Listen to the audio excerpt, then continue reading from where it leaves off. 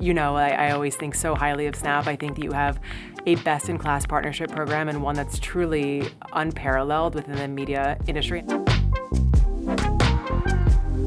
Hi, I'm Deanna Cullen. I'm head of media investment at Wpromote. Oh, it's been incredible. In terms of, agency value, it goes from having strong resourcing against all of our client accounts, giving them the tools and resources that they need to shine and take into account all the strategic new opportunities that Snap has come to the table with. Also, really strong feedback and advisory sessions. We love those. We like being asked for our opinion and our feedback and to actually see that come to light. We've seen a number of different feedback sessions actually result in real UX improvements and product improvements across the board in the last several years. And then I would say more recently, a lot of the custom research and the co-marketing opportunities that we've had together, it really helps us to be differentiated as a brand in addition to what we're able to do on behalf of our advertisers.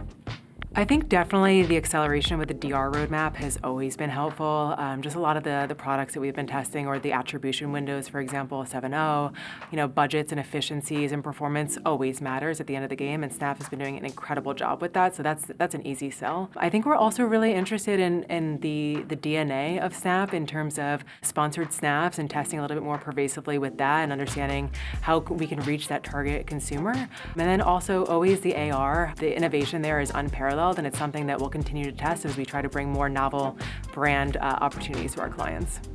I would say lean into Snap and the differentiated value. I think that's very clear in how you've cornered the market in terms of the interactivity and the integration into consumers' everyday lives and where they're spending the bulk of their time. And I think it's important too for advertisers to look through the lens of their audiences and not just through the platforms that they may use themselves day in and day out, because if they do that in isolation, then they're stuck in a few, trustworthy habits, but not necessarily those that are going to bring about the future of media and how we can meaningfully interact with consumers and how we can drive them to love and consider and purchase from our brands.